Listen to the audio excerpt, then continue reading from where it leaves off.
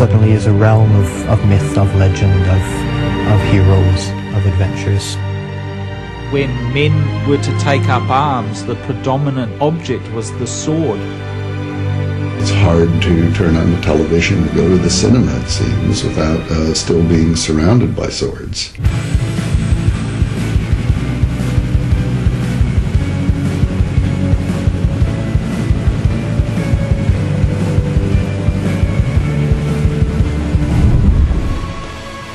I've had the honor, really, of working with Bob Anderson as my sword master. You know, he used to train Errol Flynn. He was Darth Vader doing the lightsaber work. Darth Vader, yeah. It's just a cloak and a helmet that I was underneath it all. As a designer, you can draw hundreds of designs that you love. You know, it's all those dreams that you really can't have anymore because you've grown up. The truth of the sword has been shrouded in antiquity, and the Renaissance martial arts that brought it into being are long forgotten. I'm sure that a lot of historians still find it a kind of not a proper subject. So we have essentially a break in the history of the sword in the Western world. The one-on-one dueling spirit of the sword could not prevail under the shadow of automatic machine gun fire. I don't like just reading about it and putting a book on the shelf. I want to do it. Literally tens of thousands of hammer blows have to be right. You can almost read the movements like you read music. So that all of a sudden becomes like a direct link back to that time.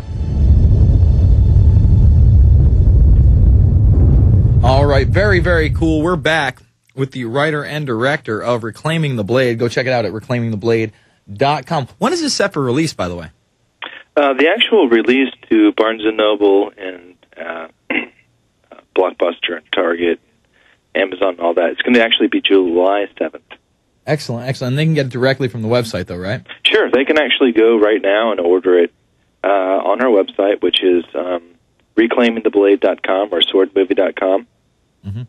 Excellent. So how do you get involved in this? Like, what's the process of, you know, I'm a documentary filmmaker, I want to express something. How do you get into, all right, I want to do a movie about swords?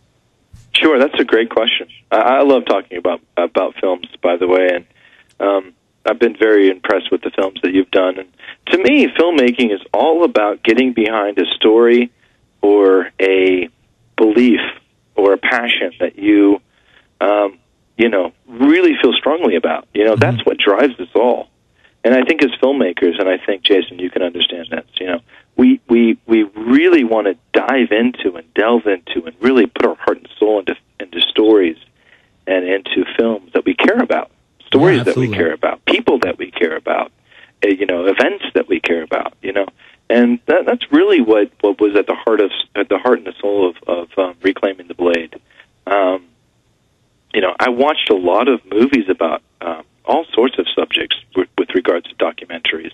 Documentaries about anything that you could possibly imagine, Spool, or just some random personality. I was watching The Devil's Playground about the Amish kids on their Rumspringa over the weekend. I mean, that's the kind of dork that I'm, I can't get enough of docs. No, that is a good one. It's a classic. Yeah, I love documentaries too. I mean, there's some good ones out there, and as I was watching these documentaries as a young filmmaker myself, more of a screenwriter, because my foray into filmmaking was screenwriting. I actually decided to write a script about Glastonbury, which is a lot of people in Britain will probably be familiar with Glastonbury because of the festival that is held there every year with the many artists that come through. But Glastonbury is actually a very interesting place because Joseph of Arimathea, who is the great uncle to Christ, actually is the legendary person who brought the Holy Grail to Britain.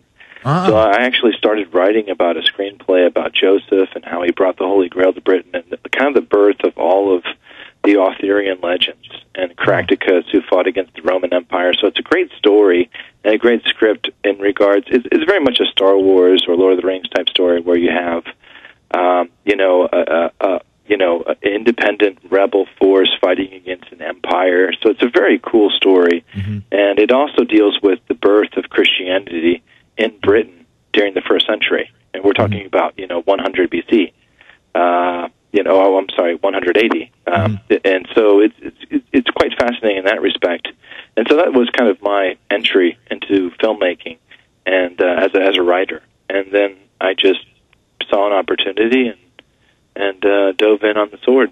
You know, it's interesting you talk about, you know, the Holy Grail and such, because my big sword movie as a kid, the one that I probably wasn't supposed to watch when I was so much younger, was the original Excalibur with Patrick Stewart, and, you know, it has the Holy Grail in it as one of the main points, and the Knights of the Round Table, and it was just such an intense film. And one of the scenes that really sticks with me is there's this son, you know, father battle, and the son is, you know, this witch's daughter, he's the bad guy. But in order to kill him, he gets slayed by this sword, and he has to pull himself on the sword to behead the guy.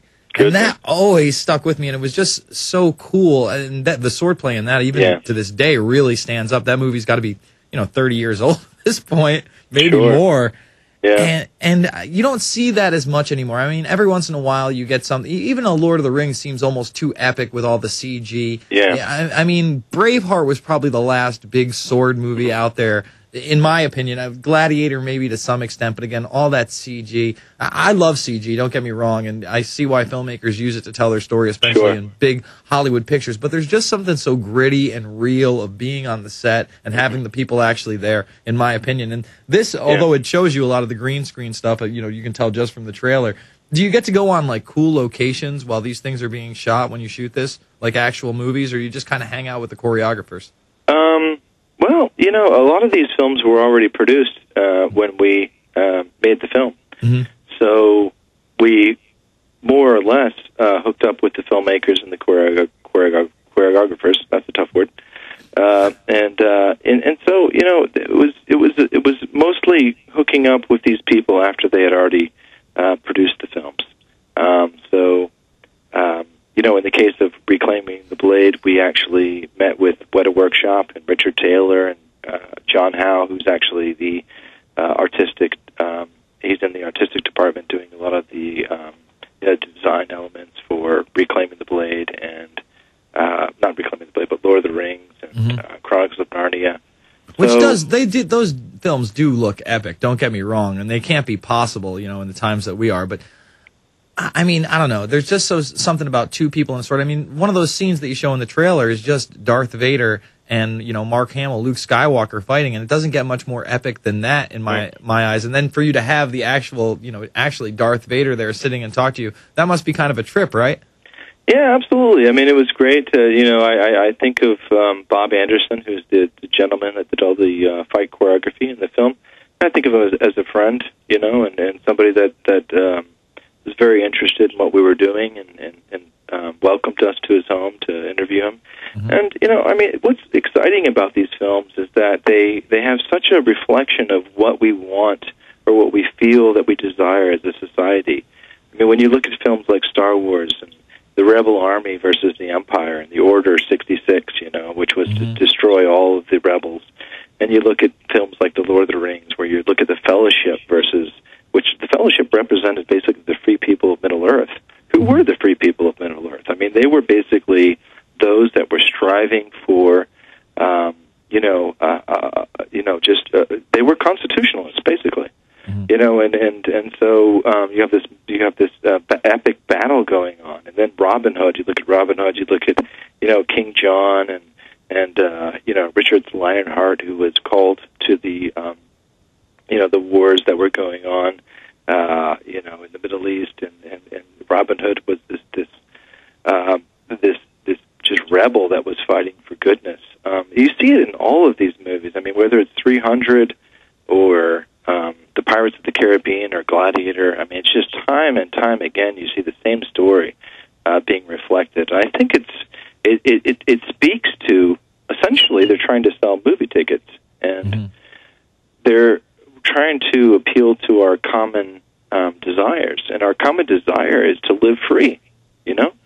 Absolutely is. I think of people like like you know, Jason Bermas and Alex Jones is like the real Luke Skywalkers of our age. Really, I honestly say that with all my heart. That's very nice of you, man. I mean, you know, I wish there were more Luke Skywalkers. I wish we had real people, but you know what? Even when we have real people, they just leech onto them anyway. Like these City Year commercials I have to see where they're promoting the I Am Change Obama logo.